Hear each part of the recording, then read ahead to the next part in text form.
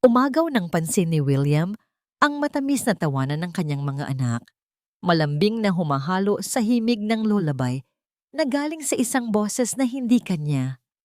Napahinto siya sa tapat ng pinto ng playroom. Pakiramdam niya'y may bumara sa kanyang lalamunan. Galing siya sa isang matinding pulong sa kumpanya. Puyat at pagod. Bit-bit ang bigat ng mundo sa kanyang balikat. Ngunit sa tuwing maririnig niya ang boses na yon, tila lumuluwag ang lahat. Si Radacha, ang kanilang kasambahay, nakaupo sa sahig, yakap-yakap si Bella, habang si Bea naman ay nakasandal sa kanyang likod, tahimik na nakikinig sa kwento niya. Sa simpleng tagpong yon, nasilayan ni William ang init at pagmamahal na matagal nang nawawala sa kanyang tahanan.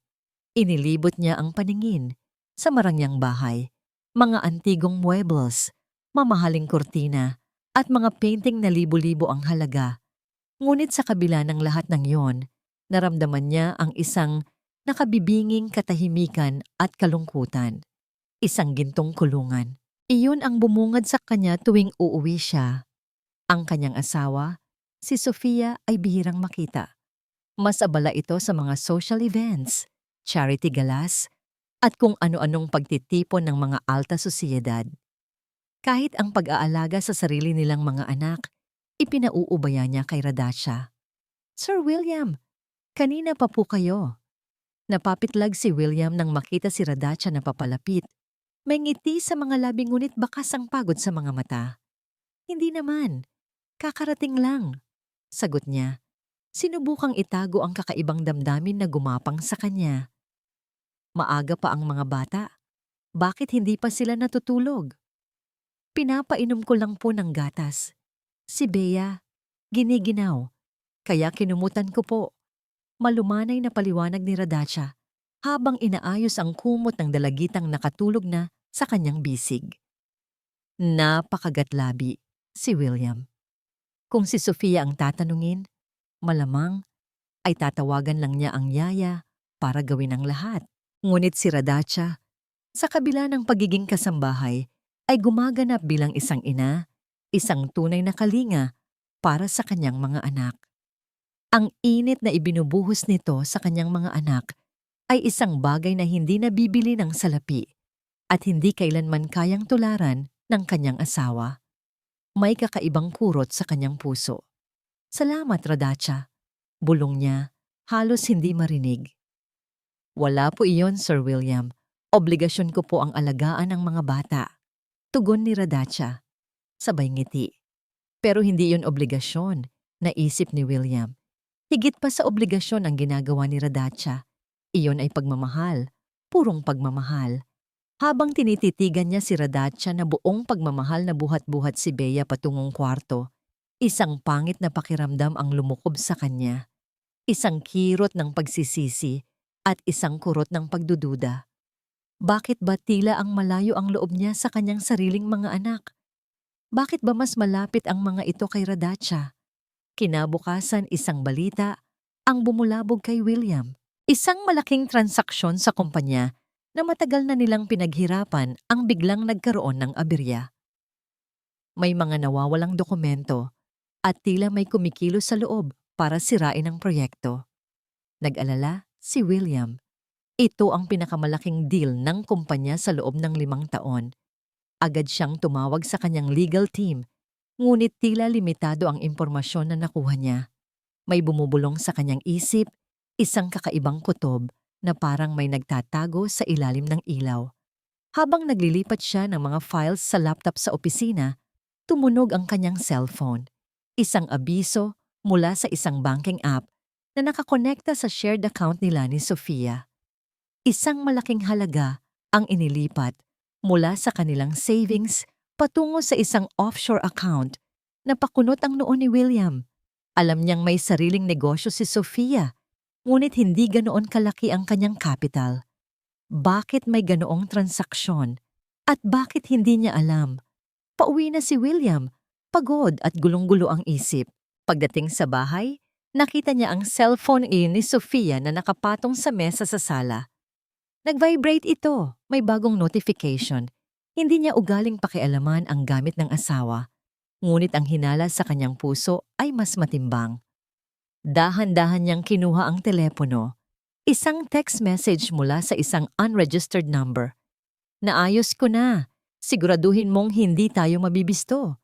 Kita tayo sa dati nating tagpuan bukas. At yung sa kumpanya ni William, kailangan ng bilisan ang plano. Parang bombang sumabog sa dibdib ni William ang nabasa. Plano? Ano ang plano?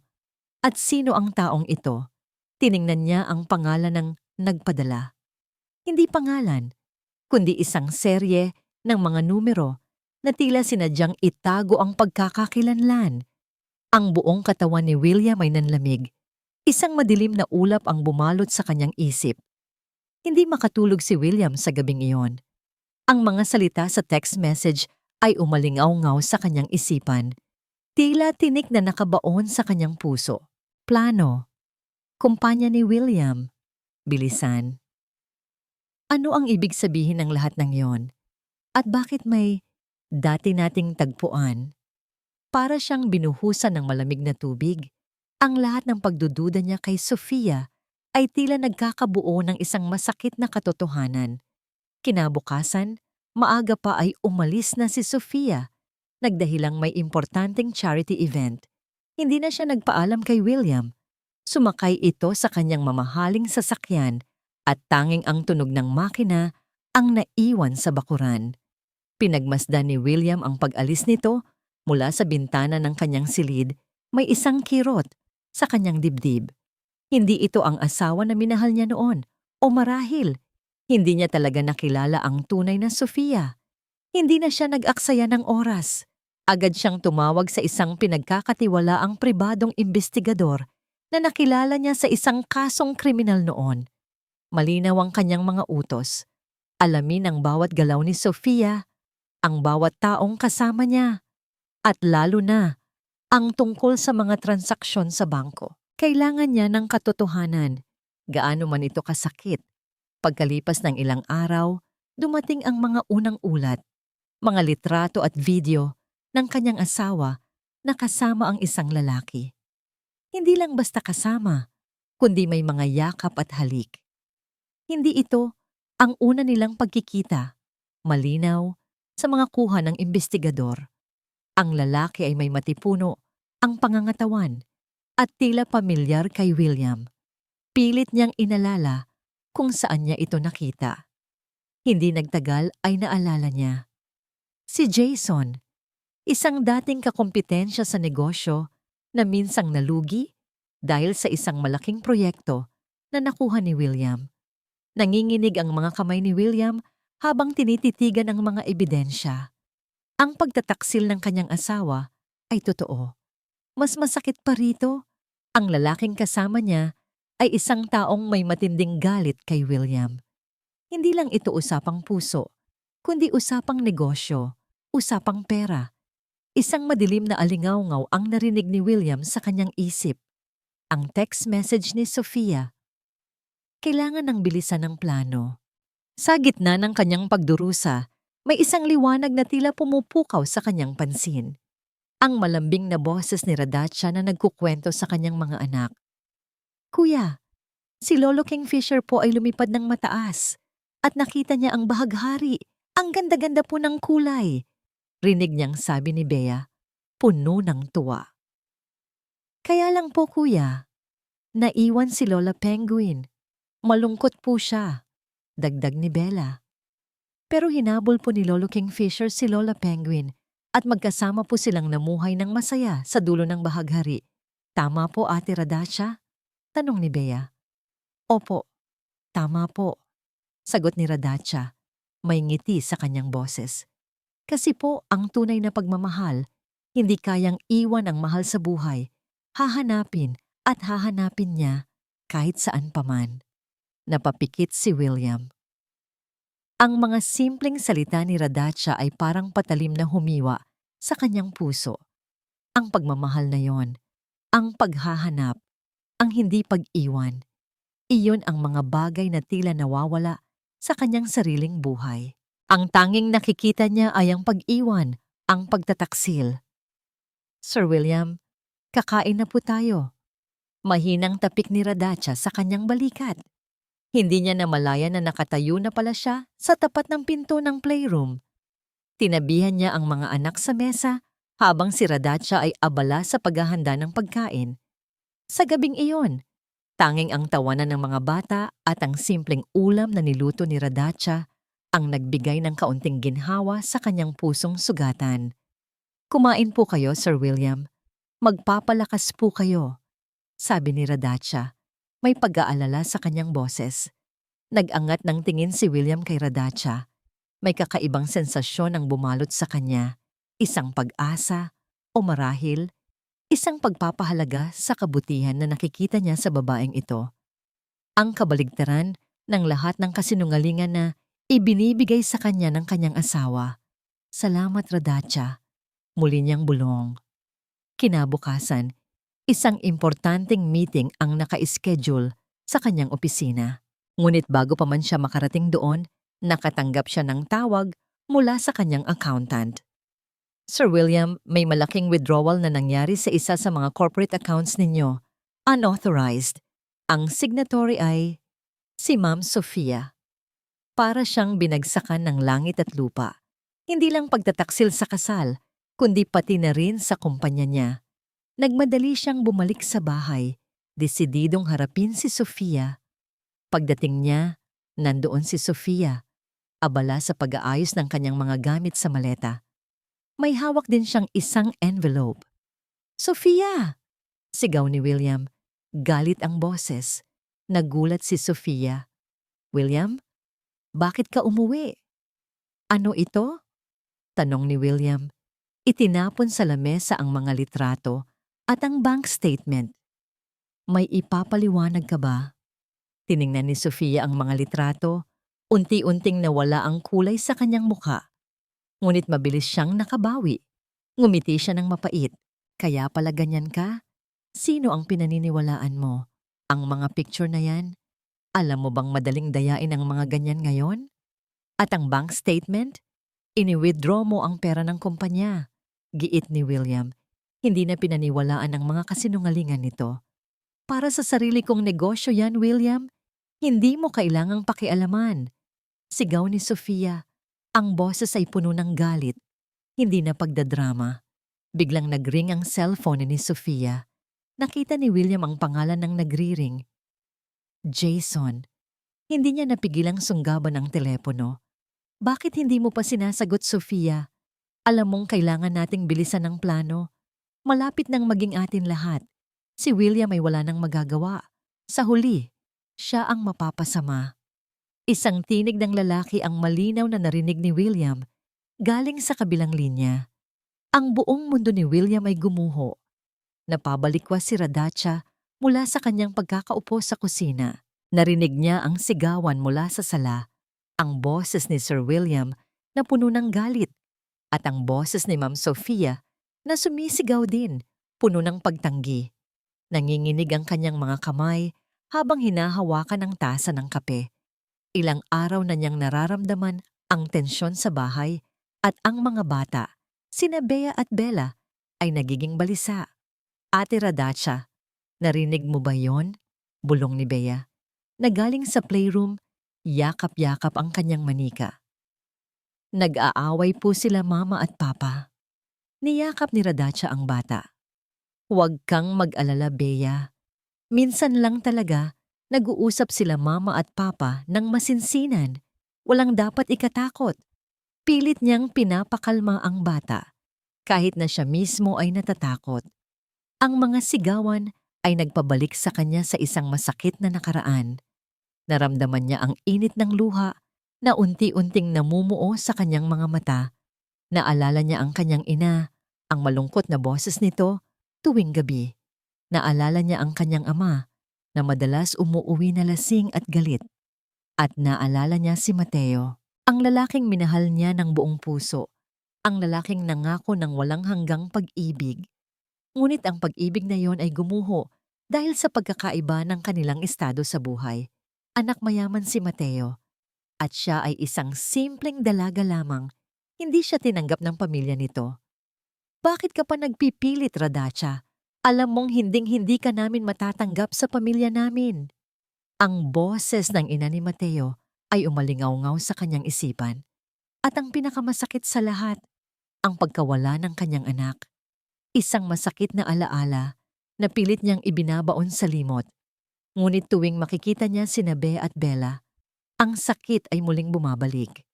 Ito ang dahilan kung bakit niya piniling ilaan ang kanyang sarili sa pag-aalaga sa mga anak ni Sir William. Para silang mga anghel na nagbigay ng kulay sa kanyang madilim na mundo.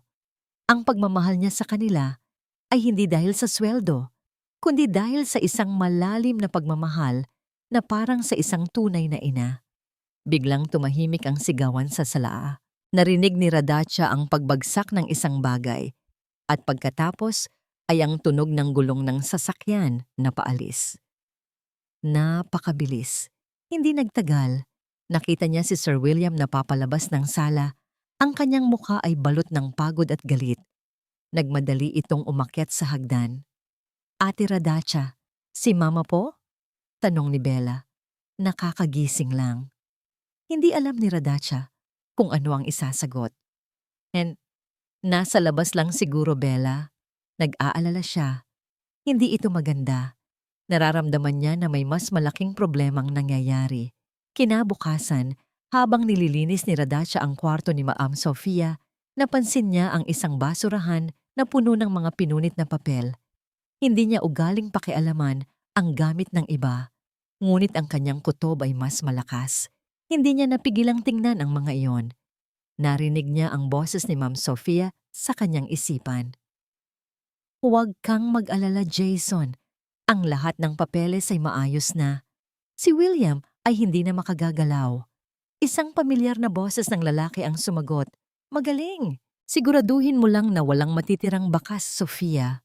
Narinig niya ang mga salitang yon ilang araw na ang nakalipas habang naglilinis siya sa kusina at naiwan ni Ma'am Sofia na nakabukas ang kanyang laptop. Dahan-dahan niyang pinagdikit-dikit ang mga piraso ng papel, mga kopya ng bank statements, mga kontrata at mga email na may pangalan ni Sir William at Ma'am Sofia. Ang pinakamahalaga sa lahat, may nakasulat na pangalan ng isang kumpanya, ang kumpanya ni Sir William, at sa isang sulok, nakasulat ang pangalan, Jason. Napaigtad si Radacha nang biglang tumunog ang kanyang cellphone. Isang tawag mula sa hindi kilalang numero. Nag-aalangan siyang sagutin. Pagkasagot niya, isang boses ng lalaki ang narinig niya, puno ng banta. Mag-ingat ka, Radacha. Huwag kang makialam sa mga bagay na hindi mo dapat pinakikialaman. May mga matinding mangyayari kapag hindi ka sumunod. Nanginginig ang kanyang buong katawan.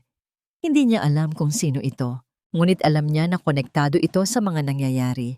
Isang matinding takot ang bumalot sa kanya. Ngunit kasabay nito ay isang matinding pagmamahal para sa mga bata.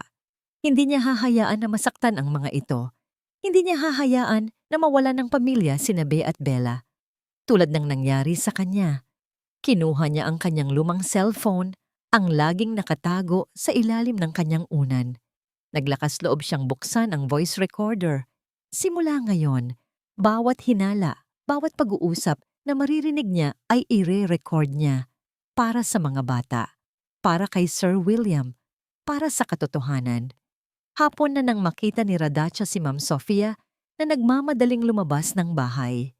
Sumakay ito sa isang itim na kotse at ang lalaking nagmamaneho ay si Jason. Nagpalitan sila ng sulyap at nakita ni Radacha ang isang sobre na ibinigay ni Ma'am Sofia kay Jason. Mabilis na umandar ang sasakyan, iniwan si Radacha na nakatayo sa bakuran, balot ng pangamba at isang bagong determinasyon. Dinala ni William ang lahat ng ebidensya, ang mga litrato, bank statement at lalo na ang recording ng boses ni Jason sa telepono ni Sofia sa kanyang abogado. Mr. Cardoso, sapat na ito para makasuhan natin si Miss Sofia ng adultery at estafa, sabi ng kanyang abogado, si Attorney Fernandez, habang nakatitig sa mga dokumento. Ngunit ang pagkuha ng karapatan sa mga anak ninyo at ang paglilinis sa pangalan ninyo sa kumpanya ay magiging mas komplikado. May mga indikasyon na matagal na itong plinano. Napakunot ang noo ni William. Anong ibig mong sabihin? May mga dokumento na lumabas sa BIR at SEC na tila nagpapakita ng irregularidad sa mga transaksyon ng inyong kumpanya na nangyari sa loob ng ilang buwan na.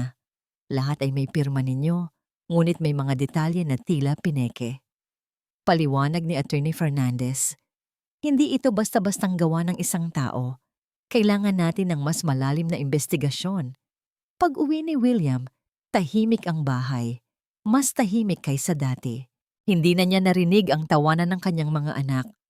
Ang presensya ni Sofia ay tila nag-iwan ng isang mabigat na ulap. Pagpasok niya sa kusina, nakita niya si Radacha na naghahanda ng hapunan. Ang dalawang bata ay mahimbing na natutulog sa sala. Yakap-yakap ang isa't isa. "Sir William, kakain na po tayo," sabi ni Radacha. May pag-aalala sa kanyang boses nang makita ang malalim na pagkunot ng kanyang noo. "Hindi pa po kayo kumakain mula kaninang umaga." Naupo si William sa mesa at sa unang pagkakataon, naramdaman niya ang matinding pagod hindi lang sa katawan, kundi sa kaluluwa. Tiningnan niya si Radacha. Ang babaeng ito, na hindi niya kaano-ano, no, ay tapat na naglilingkod sa kanyang pamilya. Hindi tulad ng kanyang asawa na ipinagkanulo siya at ang kanyang kumpanya. "Radacha," mahina niyang sambit, "may tiwala ka ba sa akin?" Nagulat si Radacha sa biglaang tanong. "Opo, Sir William. Bakit po?" "Kasi," patuloy ni William, "pakiramdam ko, ikaw na lang ang tanging tao sa bahay na ito na kaya kong pagkatiwalaan." May bumara sa lalamunan ni William. Sa unang pagkakataon, tila handa siyang magbahagi ng kanyang pasakit. Ikinuwento niya kay Radacha ang lahat. Ang pagtataksil ni Sofia, ang banta sa kumpanya, at ang pakiramdam na para siyang nabubuhay sa isang malaking kasinungalingan. Habang nagsasalita siya, nakita niya ang pag-aalala sa mga mata ni Radacha at hindi paghuhusga. "Hindi po ako makapaniwala, Sir William," sabi ni Radacha, umiiling. "Pero may narinig din po ako." Biglang tumindig ang balahibo ni William. "Ano?" Kinuwento ni Radacha ang mga narinig niyang pag-uusap ni Sofia sa telepono, ang mga pinunit na papel na kanyang pinagdikit-dikit, at ang banta na natanggap niya sa telepono. Ibinigay din niya kay William ang kanyang lumang cellphone na may nakarecord na boses ni Sofia na may kausap tungkol sa planong pagbagsak sa kumpanya ni William. Nanginginig ang mga kamay ni William habang pinakikinggan ang recording. Malinaw ang boses ni Sofia at ang boses ng lalaki ay walang iba kundi si Jason. Ang mga salitang ilipat ang lahat ng assets at gawing legal ang lahat ng transaksyon sa ilalim ng ibang pangalan ay nagpakita ng mas malaking larawan, isang sadyang, malisyosong plano. "Hindi ko akalain," bulong ni William, balot ng galit at sakit. "Pinagkatiwalaan ko siya." "Sir William, huwag po kayong mawalan ng pag-asa," sabi ni Radacha. Ang kanyang boses ay malambing ngunit matatag. "Para po sa mga bata, kailangan po ninyo silang ipaglaban." Nag-angat ng tingin si William. Nakikita niya ang sinseridad sa mga mata ni Radacha. Sa loob ng ilang araw, ang buong mundo niya ay gumuho. Ngunit sa harap niya, may isang babae na, sa kabila ng kanyang sariling mga takot, ay nanatiling matatag para sa kanyang mga anak. Ang pagiging inang tagapagkalinga ni Radacha ay hindi nababase sa dugo, kundi sa purong pagmamahal. "Salamat, Radacha," sabi ni William. Ang kanyang boses ay halos pabulong. "Maraming salamat." Sa mga sandaling iyon, hindi na lang si William Cardoso ang isang nagdurugong negosyante. Naging isang ama siyang handang lumaban. Kinabukasan, isang balita ang sumabog sa lahat ng news outlets. William Cardoso, CEO ng Cardoso Group, iniimbestigahan sa kasong fraud at money laundering. May mga nakalathala pang larawan ni William na may caption na Fraudster CEO. Ang kumpanya niya ay nasa bingit ng pagbagsak. Ang lahat ng pinaghirapan niya sa buong buhay niya ay tila mawawala na sa isang iglap. Nagmadali si William pauwi. Ang kanyang cellphone ay halos masira sa dami ng tawag mula sa media, investors at board members. Pagdating niya sa bahay, nakita niya si Radacha na hawak ang dyaryo. Ang kanyang mukha ay balot ng pag-aalala. Sir William, nakita ko po ito. Bulong ni Radacha, inabot sa kanya ang dyaryo. Naramdaman ni William ang bigat ng mundo sa kanyang balikat. Ngunit, nang tumingin siya sa mga mata ni Radacha, nakita niya ang isang diwa ng paglaban. Huwag po kayong mag-alala, Sir William. Hindi po namin kayo iiwan ng mga bata. Makikita rin po ang katotohanan. Hindi niya alam kung saan kukunin ni Radacha ang lakas ng loob na yon. Ngunit ang kanyang mga salita ay nagbigay ng isang kislap ng pag-asa sa madilim na puso ni William. Ito ang kanilang laban. Hindi pa man natatapos ang araw, kumatok sa pintuan ng mansyon ni William ang mga pulis. Ang mga sirens ng kanilang sasakyan ay umalingaw-ngaw sa tahimik na subdivision, naghatid ng nakakapanindig balahibong balita.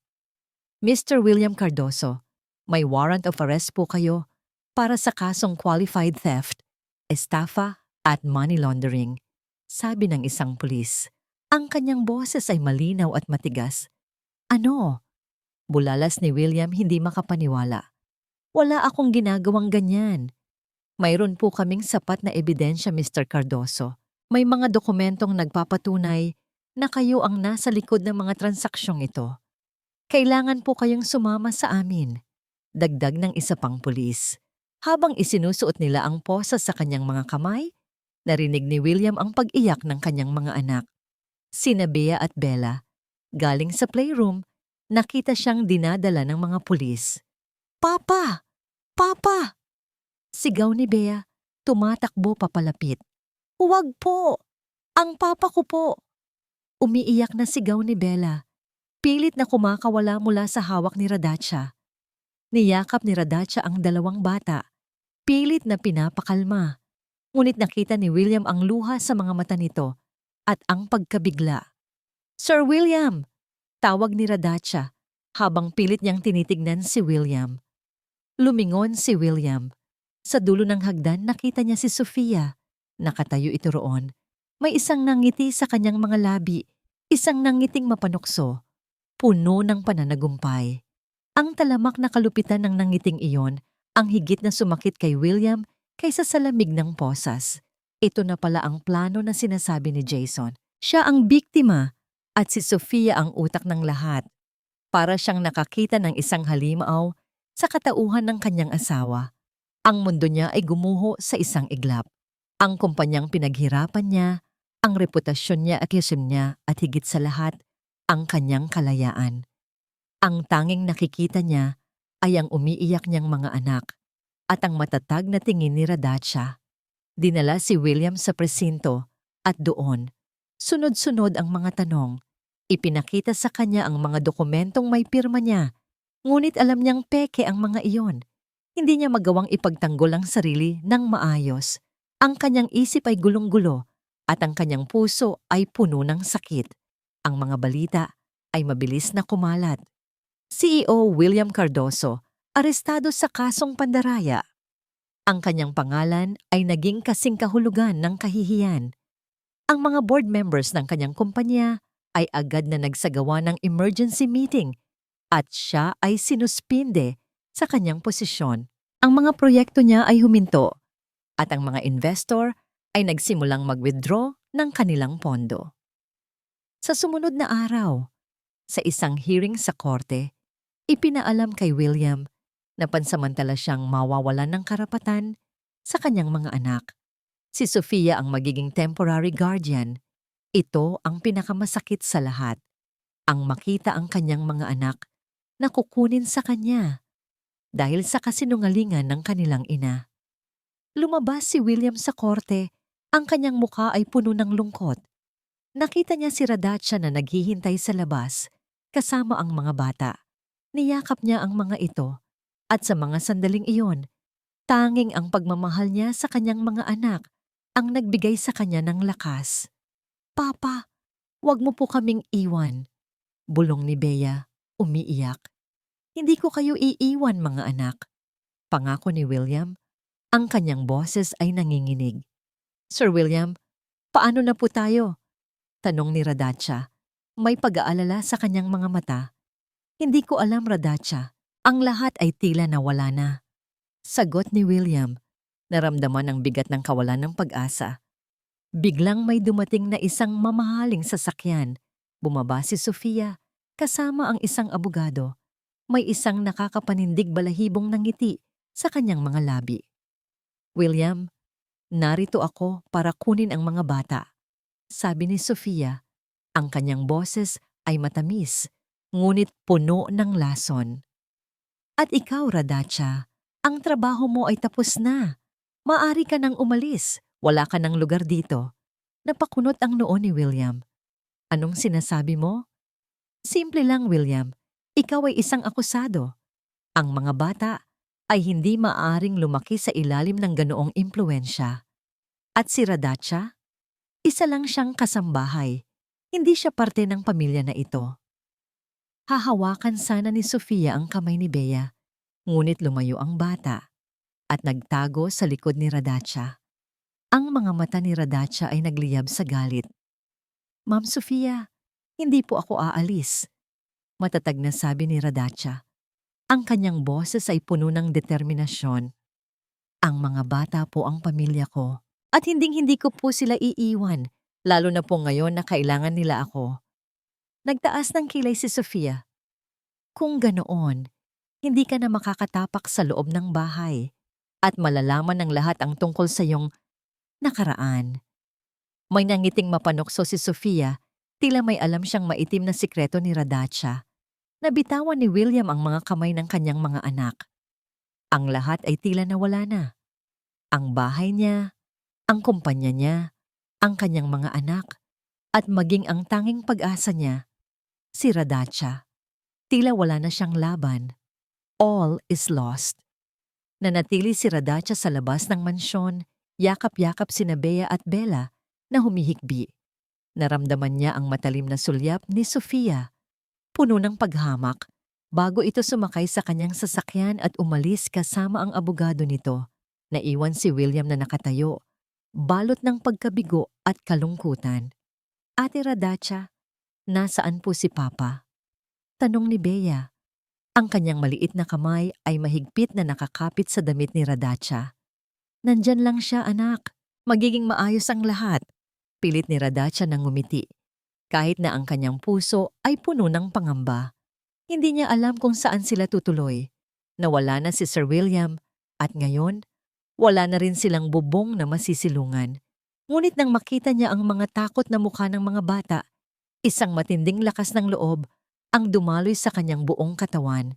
Hindi siya susuko. Hindi niya hahayaan na mawalan ng lahat ang mga anghel na ito. Hindi niya hahayaan na mangyari sa kanila ang nangyari sa kanyang nakaraan. Sir William, sabi ni Radacha, matatag ang kanyang boses. Hindi po kami aalis. Hahanap po tayo ng paraan. Nagulat si William sa determinasyon ni Radacha. Tiningnan niya ang kasambahay na sa kabila ng lahat ay nanatiling matatag. Saan tayo pupunta, Radacha? Wala na akong pera. Ang lahat ay tila nawala na. May kaibigan po ako. Maaari po tayong makituloy sa kanila panandalian. Sagot ni Radacha, nag-iisip ng mabilis. Naalala niya ang kanyang matalik na kaibigan noong kabataan, si Aling Nena, na may maliit na bahay sa kalapit na bayan. Sa tulong ni Radacha, naglakad sila papalayo sa malaking mansyon, bit-bit ang kaunting gamit ng mga bata. Sa bawat hakbang, naramdaman ni Radacha ang bigat ng sitwasyon, ngunit mas matimbang ang kanyang pagmamahal sa mga bata at ang tiwala niya kay Sir William. Nakarating sila sa bahay ni Aling Nena, isang simpleng bahay ngunit puno ng init at pagtanggap. Nagulat si Aling Nena nang makita si Radacha na kasama si William at ang dalawang bata. Ngunit agad silang tinanggap nito ng buong puso. Doon, sa maliit na bahay na yon, nagsimula ang kanilang bagong pagsubok. Kinabukasan, habang nag-iisip si William kung paano siya magsisimula, lumabas si Radacha. Sir William, kailangan po nating lumaban. Kailangan po natin ng tulong ng abogado. Wala na akong pera, Radacha. Ang lahat ng account ko ay frozen. Malungkot na sabi ni William. Hindi po pera ang sukatan ng hustisya, Sir William. May mga libreng serbisyo ng abogado para sa mga tulad natin. Matatag na sabi ni Radacha. Magkasama silang nagtungo sa isang legal aid office. Habang naghihintay sila sa pila, napansin ni Radacha ang isang matandang babae na nakaupo sa tabi nila, nagbabasa ng isang lumang magasin. May kakaibang pamilyar sa mukha ng matandang babae. Biglang lumingon ang matandang babae kay Radacha.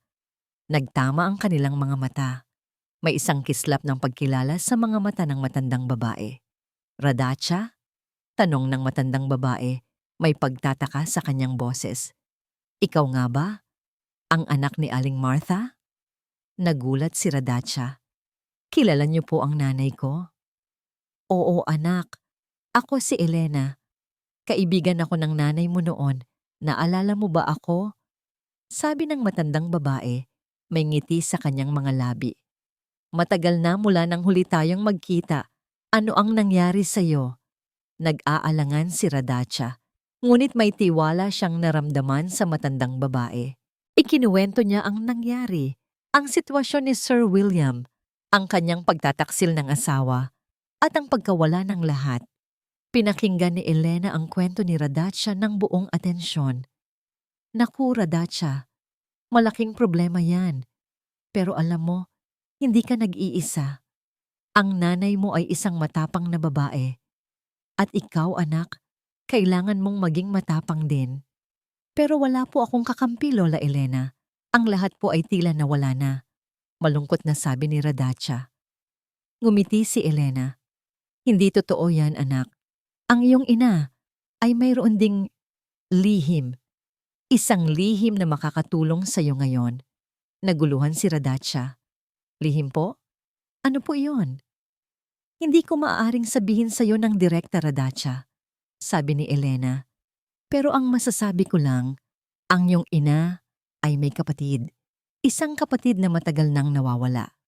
At ang kapatid na yon ay isang taong may kapangyarihan at impluensya ngayon. Hindi makapaniwala si Radacha. May kapatid ang kanyang ina at may kapangyarihan. Hinanap ka ng iyong tiyahin noon, Radacha. Patuloy ni Elena. Pero dahil sa nangyari sa iyong ina, nawala ka rin. Pero hindi pa huli ang lahat. Ang iyong tiyahin ay si Justice Rosalinda Reyes.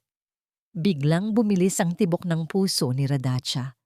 Justice Rosalinda Reyes, ang kilalang hukom na may matinding reputasyon sa hustisya. Ang pangalang yon ay madalas niyang marinig sa TV at sa mga balita. Ngunit paano sila magkakaugnay? Radacha, kailangan mong hanapin ang tiyahin mo. Sabi ni Elena, inabot kay Radacha ang isang lumang litrato. Isang litrato ng kanyang ina na kasama ang isang babae na halos kamukha nito, ngunit mas matikas ang tindig. Ipakita mo ito sa kanya. Makikita niya ang katotohanan. Tinanggap ni Radacha ang litrato. Ang kanyang mga kamay ay nanginginig. Isang lihim na nagkukubli sa kanyang nakaraan. Isang lihim na maaaring magbago ng lahat. Nakatitig si Radacha sa lumang litrato. Ang kanyang ina, si Martha, na nakangiti sa tabi ng isang babaeng halos kasing edad nito, ngunit may matikas at matapang na tindig. Ito si Justice Rosalinda Reyes. Ang kanyang tiyahin? Ang ideya ay tila hindi ka panipaniwala. Ngunit ang pagkakapareho ng dalawang babae sa litrato ay hindi maikakaila. Ang bawat detalye ng mukha, ang hugis ng mata, ang nangiti, lahat ay sumisigaw ng koneksyon. Naramdaman niya ang matinding pag-asa na bumubukal sa kanyang dibdib. Ngunit kasabay nito ay ang matinding takot at pagkalito. Kung mayroon siyang tiyahin na ganoon ka-impluensya, bakit hindi niya ito kailanman nakilala? Bakit niya kinailangan dumanas ng matinding paghihirap kasama ang kanyang ina. May isang bahagi sa kanyang puso na nagtanong, "Bakit ngayon lang?" "Radacha, sigurado ka ba dyan?" Tanong ni William na nakaupo sa tabi niya. Matapos niyang ikwento ang lahat, ang kanyang boses ay puno ng pagdududa, ngunit may kislap din ng pag-asa sa kanyang mga mata. "Justice Rosalinda Reyes, hindi ko akalain." "Hindi ko rin po alam, Sir William. Pero sabi po ni Lola Elena, siya ang kapatid ng nanay ko." Sagot ni Radacha habang pinipisil ang litrato. Nagdesisyon si Radacha na kailangan niyang hanapin si Justice Reyes. Ito ang tanging pag-asa ni William at lalo na ng kanyang mga anak. Ang pag-asa para sa hustisya. Sa tulong ni Aling Nena, nalaman ni Radacha ang address ng opisina ni Justice Reyes. Kinabukasan, maaga pa ay umalis na si Radacha, bit-bit ang litrato at ang kanyang lumang cellphone na may recordings. Humalik siya sa noo ni Bea at Bella at pinangakuan niya ang mga ito na babalik siya na may dalang pag-asa. "Mag-iingat ka, Radacha," sabi ni William. Ang kanyang boses ay puno ng pag-aalala. Salamat sa lahat. Nakarating si Radacha sa opisina ni Justice Rosalinda Reyes.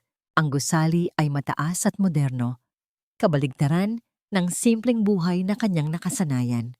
Sa lobby, ipinahayag niya ang kanyang hangarin na makipagkita kay Justice Reyes, ngunit siya ay sinalubong ng isang matigas na sekretarya. "Wala po kayong appointment," sabi ng sekretarya. May pagmamataas sa kanyang boses. Marami siyang importanteng pulong ngayon. Hindi sumuko si Radacha. "May importante po akong kailangan ipaabot kay Justice Reyes. Tungkol po ito sa kanyang nakaraan." Tiningnan siya ng sekretarya mula ulo hanggang paa na parang isang pulubi. "Hindi po kami tumatanggap ng ganyan dito. Kung wala po kayong appointment, hindi po kayo maaaring makipagkita sa kanya." Habang nagpupumilit si Radacha, naramdaman niya ang pagkabalisa. Ngunit naalala niya ang mga mukha ni Bea at Bella. Naalala niya ang determinasyon sa mga mata ni William. Kailangan niyang maging matapang. "Pakiusap lang po. Pakita lang po ito sa kanya," sabi ni Radacha. Inilabas ang lumang litrato at iniabot sa sekretarya. Tiningnan ng sekretarya ang litrato at nagbago ang ekspresyon ng kanyang mukha. May bahid ng pagtataka at gulat. Dahan-dahan itong pumasok sa opisina ni Justice Reyes. Makalipas ang ilang minuto, lumabas ang sekretarya. Ang kanyang mukha ay puno ng paggalang. "Maari na po kayong pumasok." Pumasok si Radacha sa isang malaking opisina. Nakaupo si Justice Reyes sa kanyang desk, nakatitig sa litrato. Ang kanyang mukha ay seryoso, ngunit may bahid ng kalungkutan. "Sino ka?" tanong ni Justice Reyes. Ang kanyang boses ay matatag at may awtoridad. "Ako po si Radacha. Anak po ako ni Martha." Sagot ni Radacha. Ang kanyang boses ay nanginginig. Nag-angat ng tingin si Justice Reyes. Tinitigan niya si Radacha ng matagal, na parang kinikilatis ang bawat detalye ng kanyang mukha. Maya-maya, dahan-dahan siyang tumayo at lumapit kay Radacha. "Martha, ang kapatid kong matagal ko nang hinahanap," bulong ni Justice Reyes. Ang kanyang boses ay lumambot. "Kamukha mo ang nanay mo." Ikinuwento ni Radacha ang lahat. Ang kanyang buong buhay, ang paghihirap ng kanyang ina, ang kanyang sariling mga pinagdaanan, at ang kasalukuyang sitwasyon ni William. Habang nagsasalita siya, nakita niya ang pagbabago sa mukha ni Justice Reyes mula sa pagtataka, tungo sa kalungkutan, at pagkatapos ay sa matinding galit. "Kaya pala, nawala ang aking kapatid," sabi ni Justice Reyes. Ang kanyang mga mata ay naniningas. "Ang pamilya namin ay pinaghiwalay dahil sa mga mapanghusgang tao." Ikinuwento ni Justice Reyes ang kanyang bahagi ng kwento, na matagal na niyang hinahanap ang kanyang kapatid na si Martha, ngunit nawala ito ng tuluyan. Ang kanyang pamilya ay sumailalim sa isang malaking pagsubok noon, at dahil sa matinding kahihiyan, marami ang nagtago. Ngayon, Sa harap niya, ang anak ng kanyang kapatid. Radacha, kailangan nating magtulungan. Sabi ni Justice Reyes, ang kanyang boses ay puno ng determinasyon. Hindi ko hahayaan na maulit ang kasinungalingan at kawalang katarungan, lalo na't may kasamang mali siya. Biglang tumunog ang cellphone ni Radacha. Isang hindi kilalang numero. Nag-aalangan siyang sagutin, ngunit nakita niya ang tingin ni Justice Reyes. Sagutin mo, sabi ni Justice Reyes. Sinagot ni Radacha ang tawag. Isang boses ng lalaki ang naririnig niya, puno ng banta. Nasaan ka, Radacha? Alam kong naghahanap ka ng kung ano-ano. Huminto ka na. Kung hindi, malalaman mo ang ibig sabihin ng tunay na peligro. Hindi lang sa'yo, kundi sa mga batang inaalagaan mo. Nanginginig ang buong katawan ni Radacha. Ngunit bago pa man niya ibaba ang telepono, kinuha ni Justice Reyes ang cellphone at nilagay sa speaker. Sino ka? At bakit mo binabantaan ang apo ko? Matigas na tanong ni Justice Reyes. Napatahimik ang kabilang linya. Pagkatapos, biglang naputol ang tawag. Tumingin si Justice Reyes kay Radacha. Ang kanyang muka ay puno ng determinasyon. Huwag kang mag-alala, Radacha. Hinding-hindi ka na nila masisindak. May tiyahin ka na ngayon. Hindi makapaniwala si William sa mga balitang dala ni Radacha pag-uwi nito. Justice Rosalinda Reyes, ang kanyang tiyahin. Ang pangalang iyon ay nagbigay ng isang kislap ng pag-asa sa kanyang pusong halos sumuko na. Talaga? Tiyahan mo siya? Tanong ni William, na tila hinahanapan pa rin ng katotohanan ang mga sinabi ni Radacha. Opo, Sir William.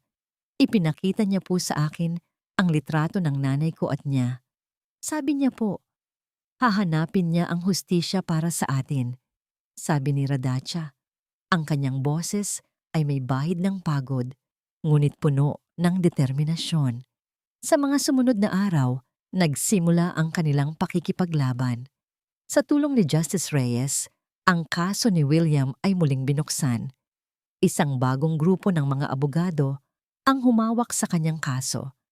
At sa pagkakataong ito, may kapangyarihan sila upang lumaban ng pantay. Nakipagkita si William kay Justice Reyes. Sa unang pagkikita, nagulat si William sa tindig at awtoridad ng hukom, ngunit sa tuwing titingin siya kay Radacha na nakaupo sa tabi ni Justice Reyes, nakikita niya ang pagmamahal at pag-aalala. William, kailangan nating maging handa. Si Sofia at ang kanyang kasabwat ay hindi basta-basta susuko. Gagamitin nila ang lahat ng kanilang koneksyon. Sabi ni Justice Reyes, ang kanyang boses ay seryoso. Ngunit mayroon na tayong malakas na ebidensya at mayroon tayong Radacha. Tumingin si William kay Radacha.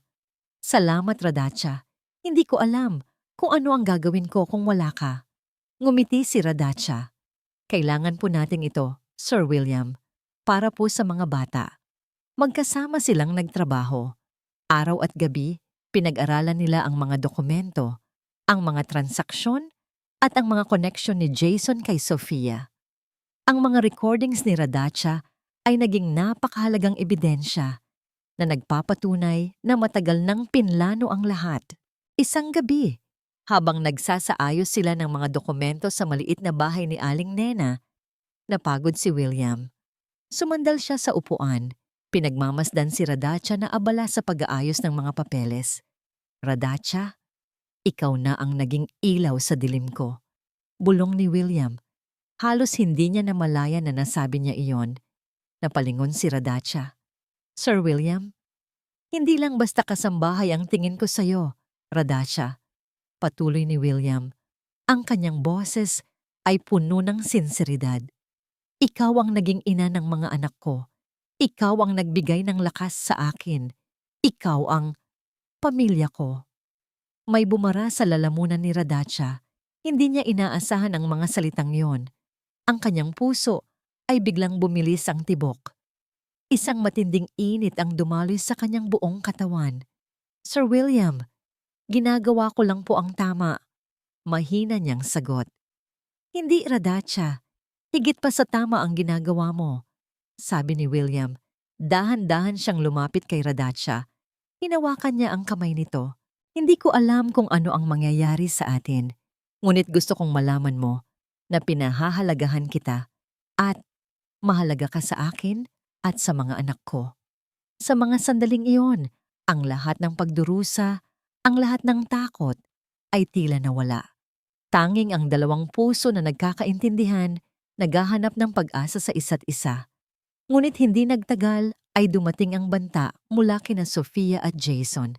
Isang araw, habang papalabas si Radacha at ang mga bata mula sa isang parke, may isang sasakyan na biglang humarurot papalapit sa kanila. Mabilis na hinila ni Radacha ang mga bata sa gilid at halos hindi sila naabutan ng sasakyan. "Mag-ingat ka, Radacha! Hindi ka namin uurungan!"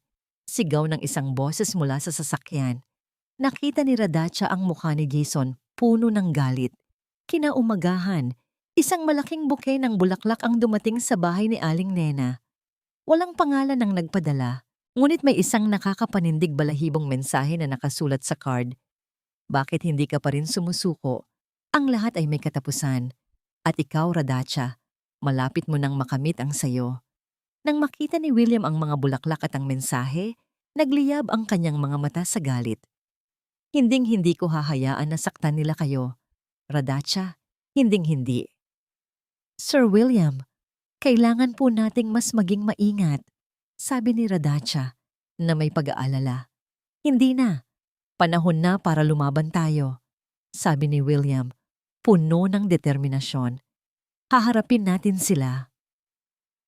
Isang araw bago ang huling pagdinig sa korte, naglakas loob si William na humarap sa media. Isang press conference ang kanyang ipinatawag at doon, ibinunyag niya ang lahat. Ang pagtataksil ni Sofia, ang paninirang puri, at ang mga banta.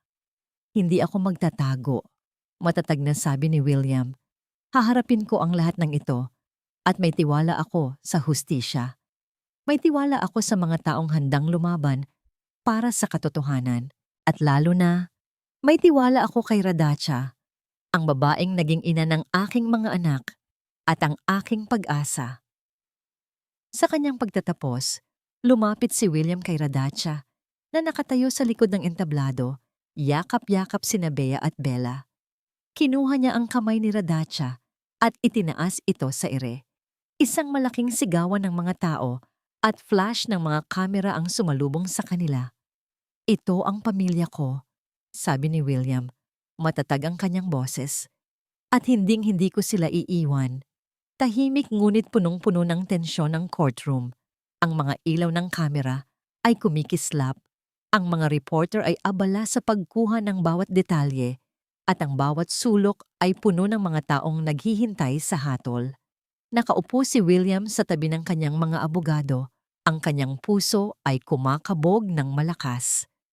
Sa kabilang banda, nakita niya si Sofia at Jason. Mayroon pa ring ngiti ng kumpiyansa sa kanilang mga labi.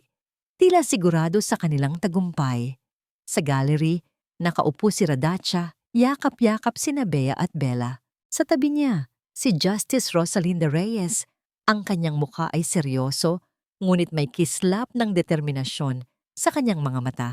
Ang kanilang presensya ay nagbigay ng lakas kay William.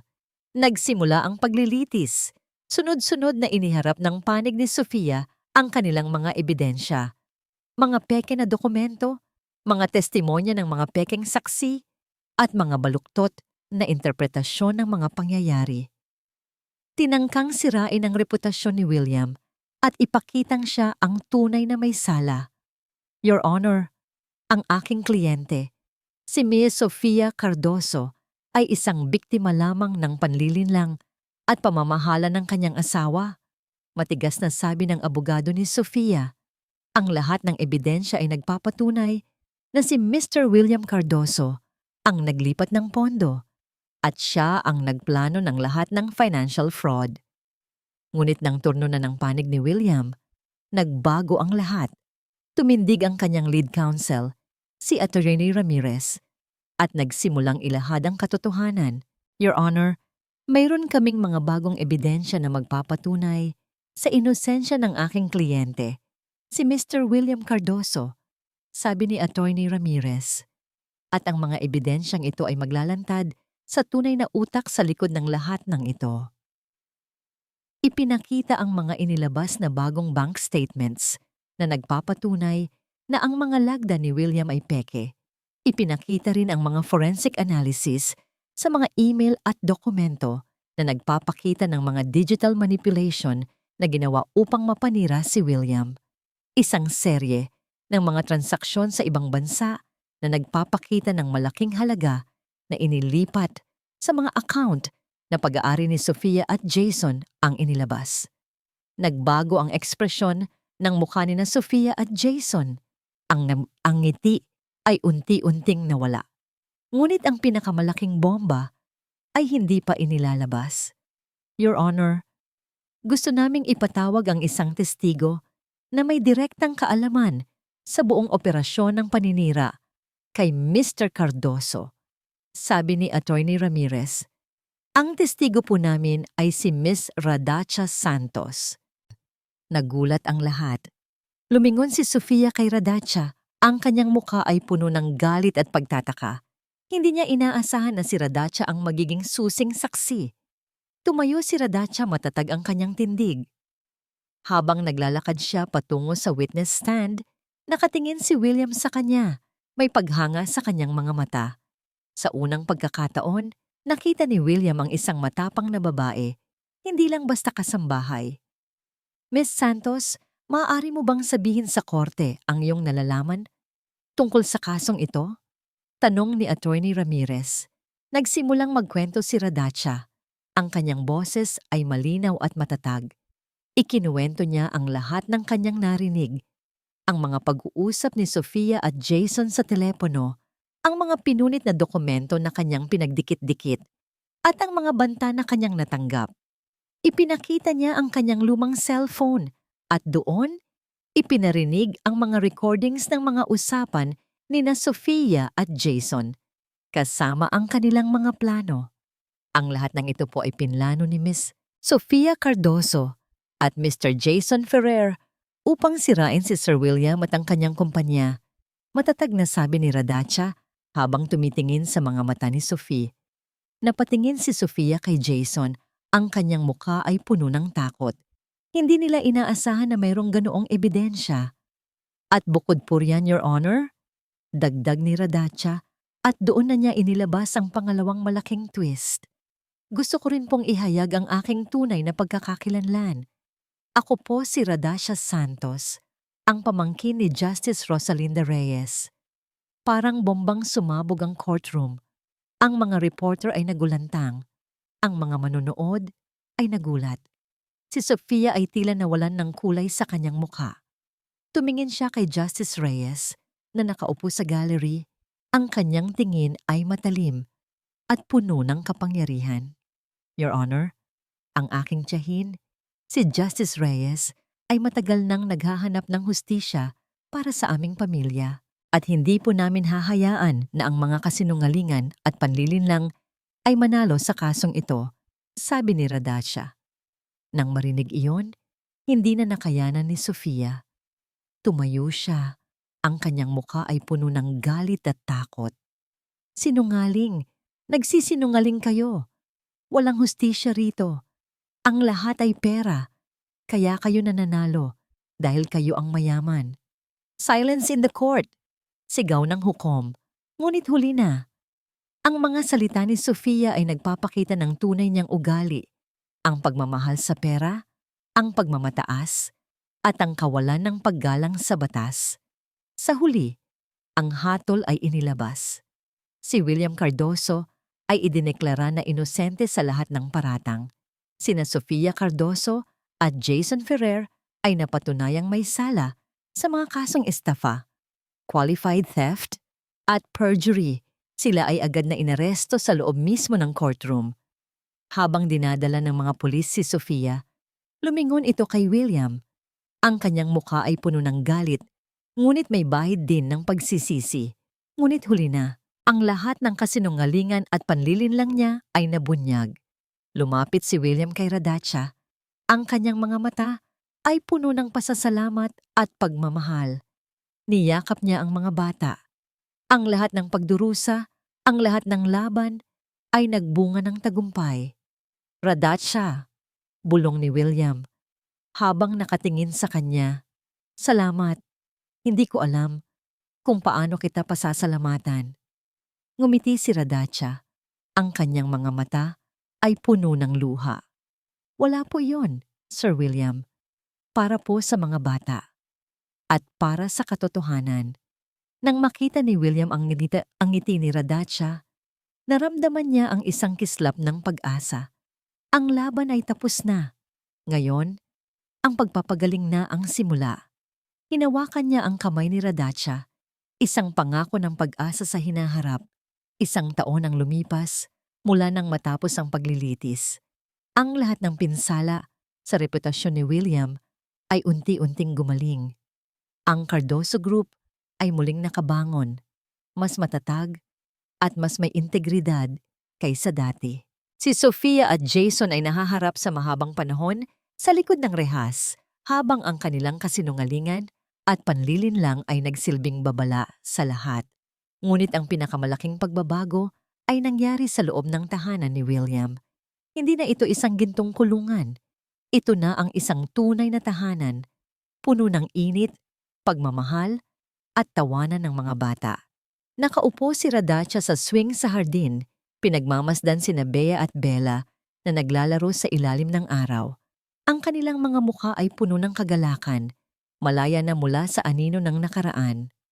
Sa likod niya, naramdaman niya ang presensya ni William. Iniisip mo na naman ang nakaraan? Tanong ni William.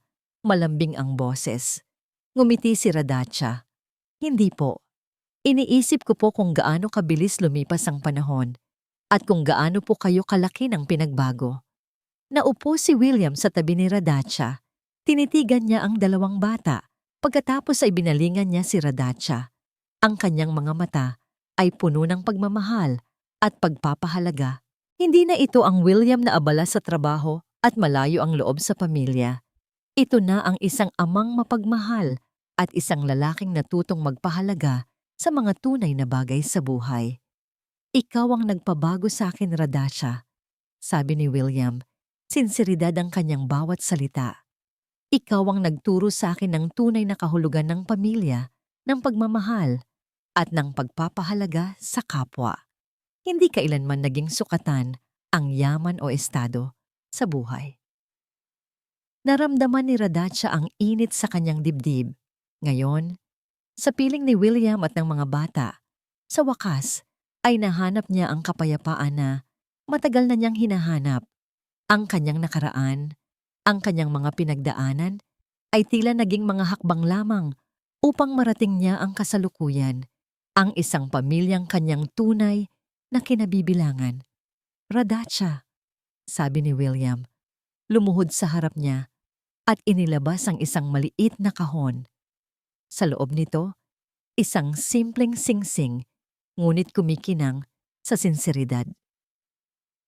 Hindi ko alam kung ano ang mangyayari sa hinaharap, ngunit ang alam ko, gusto kong makasama ka.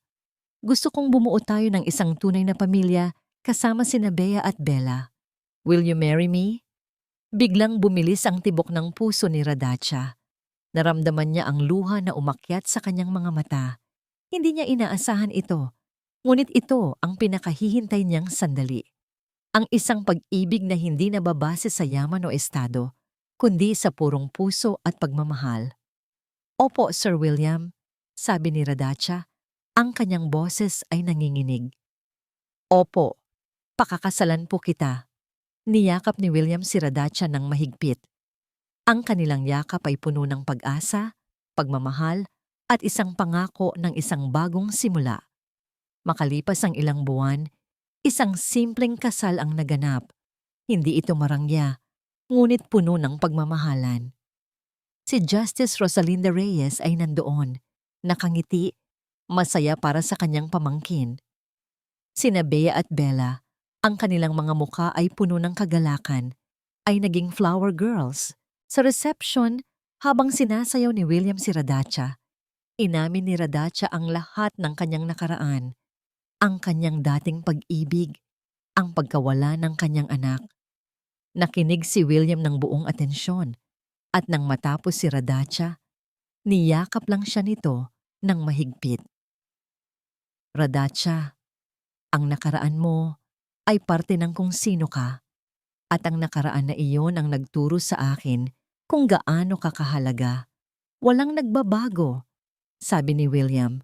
Mahal kita. Mahal natin ang mga bata. Nang gabing iyon, habang mahimbing na natutulog sina Bea at Bella na nasa kanilang tabi, tiningnan ni Radacha ang kanyang mga anak. Narinig niya ang tawag nila sa kanya na, Mama, isang salita na matagal na niyang hinahangad. Sa wakas, ang kanyang puso ay puno. Salamat Panginoon, bulong ni Radacha habang pinagmamasdan ang kanyang pamilya. Ito ang aking pamilya, ang aking tahanan, ang aking pag-asa at ang aking walang hanggang pag-ibig. Ang buwan ay sumisikat, nagbibigay ng liwanag sa isang bagong simula. Sa gitna ng lahat ng pagsubok, ang pagmamahal, pag-asa at pamilya ang nanatiling pinakamahalaga. At sa kwento ni na William at Radacha, ipinapakita na ang tunay na halaga ng tao ay hindi nasusukat sa yaman o estado, kundi sa sinseridad ng puso at ang kakayahang magmahal ng totoo.